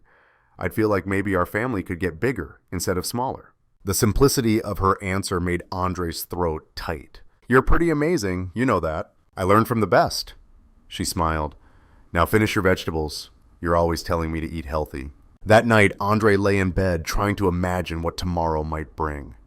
Mara's bank meeting could go well or poorly. Their conversation afterward could clarify everything or complicate it further. The future was uncertain, full of variables he couldn't control. But he'd learned something over the past 28 days. Sometimes the best work happened when you stopped trying to control every outcome and just focused on building something solid, one decision at a time, one beam at a time, trusting the foundation to hold. The next day crawled by with agonizing slowness. Andre tried to focus on paperwork, on planning future projects, but his mind kept circling back to his phone, waiting for Mara's call. It came at 3:30. "How did it go?" he asked immediately. "Better than expected. They're offering refinancing terms I can actually afford. The attorney thinks they're motivated to avoid any appearance of impropriety, especially after Hutchinson's report mentioned unfounded complaints." Mara's voice carried relief and exhaustion in equal measure. "I'm keeping the land, Andre. It's really happening." "That's incredible. Congratulations." "Thank you for everything." She paused. Are you free this evening? I thought maybe we could talk in person. I'll get Layla settled at Marie's. Where do you want to meet? The barn. It feels right somehow to talk there. Andre agreed, made arrangements with his sister, and drove up the mountain as the sun was beginning its descent. The barn looked different in the golden light, no longer a desperate construction site, but a completed structure, solid and true. Mara was waiting inside, leaning against her father's workbench. She'd cleaned up from the bank meeting, wearing jeans and a soft sweater instead of work clothes, and Andre felt his heart do something complicated in his chest. "Hi," she said. "Hi." They stood in awkward silence for a moment, and Andre realized this was harder than building a barn in 30 days. At least with construction, he knew the rules. With this, he was operating without blueprints. "I've been thinking," Mara finally said, "about what happens next. Phase 2 of the restoration, yes, but also about us, about what we've built together." "I've been thinking about that too. And what have you concluded?" Andre moved closer, close enough to see the flecks of gold in her eyes, close enough to smell sawdust and something floral. Her shampoo, maybe. "I've concluded that I'm terrible at this," he admitted. "At understanding what's happening between people. At knowing when partnership becomes something else." He took a breath. "But I know that working with you felt different than any project I've done before. Not just because the work mattered, but because you mattered. The way you fought for this place. The way you learned and adapted and never quit. It reminded me that there are still things worth fighting for." Mara's eyes were bright, and she stepped closer. "You scared me, when you almost fell from the roof. Terrified myself, too. Not because of the fall," she said softly. "Because I realized I had something to lose. Not just the barn. Not just my father's legacy. You." Andre reached up, tucked a strand of hair behind her ear, his dark fingers gentle against her skin. "I think this might be two people who've been alone too long, realizing they don't have to be." "Yeah," Mara's smile was small and real. "I think it might be that." She kissed him then, and it was nothing like he'd imagined. It was better, tentative, and certain at once, tasting of coffee and possibility. They stood in the barn they'd built together, and Andre felt something settle into place that he hadn't known was missing. When they finally pulled apart, Mara was smiling. "So," she said, "phase 2. Are you interested in the work?" "Very interested. But I have conditions." "Name them." "Sundays still belong to Layla, no exceptions. And we take this slow, both the construction and whatever's happening between us. I've got a daughter to think about, and she deserves to know that anyone I bring into our lives is staying." "I can work with that." Mara's hand found his. "I'm not going anywhere, Andre. This barn, this land, it's home now, and I'd like you to be part of building it into something even better." They talked until the light faded, making plans for the loft conversion, for the workshop space, for all the finishing work that would transform the barn from saved structure to living legacy. And somewhere in the planning, they talked about other things, about Layla and family dinners, about Mara meeting Andre's sister, about the slow, careful work of building trust. When Andre finally drove home, the mountain dark around him, he felt lighter than he had in years. The barn was saved. Mara had her father's legacy, and he had something he'd stopped believing in, a future that included more than just survival. Layla was still awake when he arrived, sitting at the kitchen table with Marie and wearing an expression of barely contained curiosity. "Well," she demanded, "what did you tell her? Did she tell you? Are you together now?" Andre looked at his sister, who shrugged with amusement. "She's been like this for an hour," Marie said. "I couldn't distract her." He sat down across from Layla, suddenly serious. "Yes, we talked, and yes, there's something there. But it's new and complicated, and we're taking it slow because I need to make sure that it's good for me and for you." "I know, Dad." Layla reached across the table. "And I'm telling you, it is. You're happy, really happy. I can see it. You're okay with this? Really? I'm okay with you not being alone anymore. I'm okay with you having someone who makes you smile like that." She grinned. "Plus, Mara's cool.